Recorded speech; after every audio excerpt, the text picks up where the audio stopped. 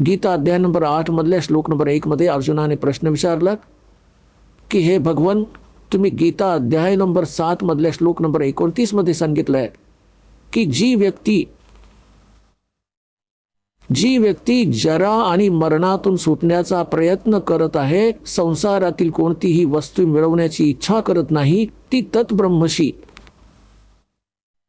आणि साऱ्या अध्यात्माशी आणि सगळ्या कर्मांशी परिचित आहे, तीच व्यक्ती इथून जरा आणि मरण, जरा म्हणजे वृद्धावस्थेचं दुःख, कोप म्हातारपणातला, आणि मरण म्हणजे मृत्यू, ह्या दोन्ही दुःखांपासून वाचण्याचा जे प्रयत्न करत आहेत ते त्या तत्ब्रह्मशी परिचित आहेत. तत्ब्रह्म कोण? आत्ता तुम्हाला सांगितलं होतं. आता बघूया गीता अध्याय नंबर 7चा 29 वाचूया. हा बघा, श्रीमद भगवद्गीता अध्याय नंबर 7चा आणि हा श्लोक नंबर 29 इथे आहे.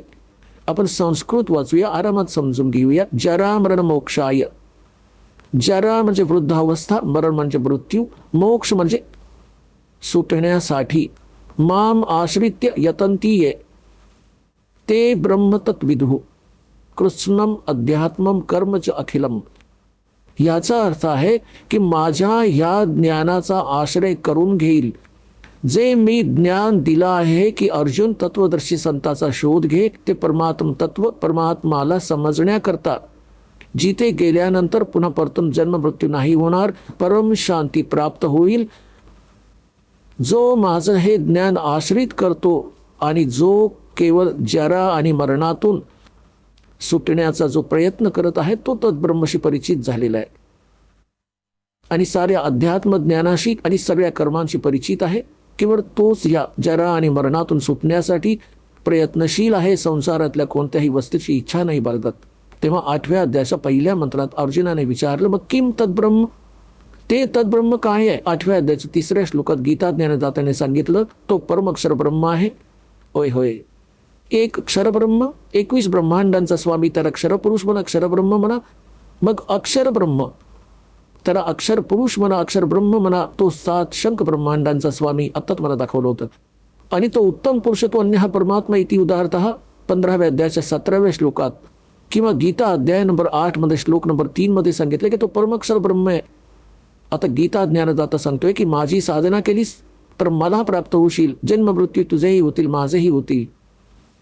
आणि त्या तत्वदर्शी संताचा शोध घेऊन त्या परमाक्षर ब्रह्मची साधना केल्यास त्याला प्राप्त होशील, मग कधीच तुझे जन्म मृत्यू नाही होणार. एवढंच ज्ञान आहे संपूर्ण गीतेमध्ये. आता पहा, आपण वाचत आहोत अध्याय नंबर 7चा आणि मंत्र नंबर 29. हा तर दासाने तुमच्यासाठी संस्कृतचा अनुवाद केला आहे.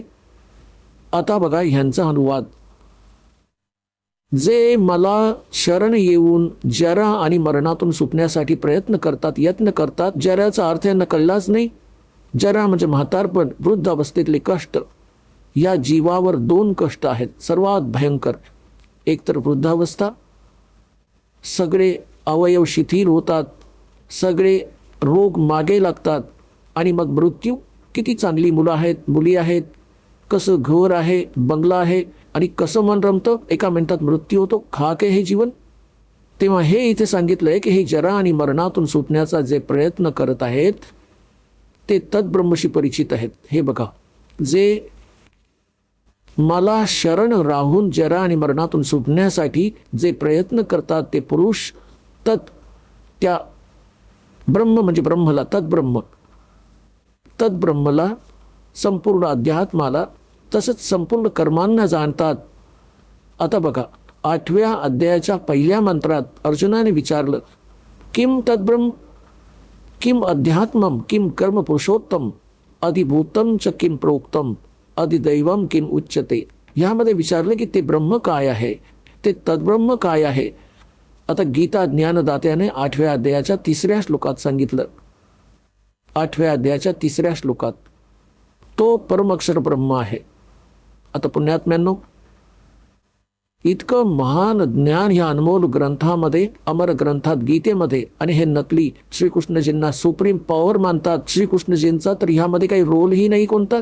गीतेमध्ये कुठे पूजेचा विधी देखील नाहीये, त्याचा साधा उल्लेखही नाही. फक्त 3 गुण सांगितले आहेत, रजगुण ब्रह्मा, सद्गुण विष्णू, तमगुण शिवजी.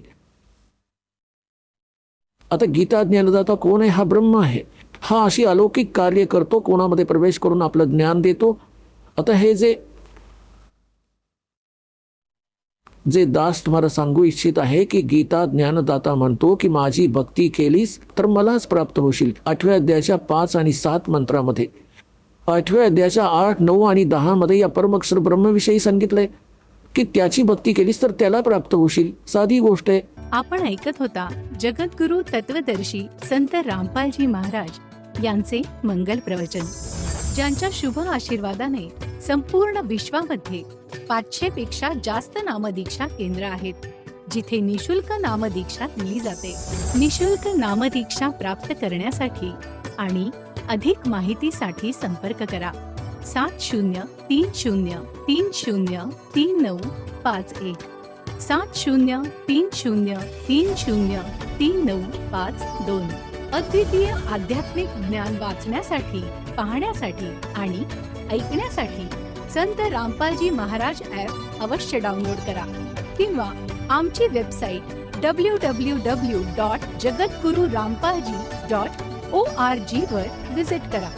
आम्हाला सोशल मीडियावर फॉलो करा. सर्व पवित्र धर्मांच्या पवित्र शास्त्रांवर आधारित प्रमाणित अनमोल पुस्तक ज्ञानगंगा किंवा जगण्याचा मार्ग यापैकी कोणतेही एक पुस्तक निशुल्क मागवण्यासाठी आपण आम्हाला आपले पूर्ण नाव, पूर्ण पत्ता, पिनकोड आणि फोन नंबर सह लिहून 7030303951 किंवा 7030303952 या नंबरवर SMS करू शकता किंवा 7030303950 या नंबरवर व्हॉट्सअप देखील करू शकता.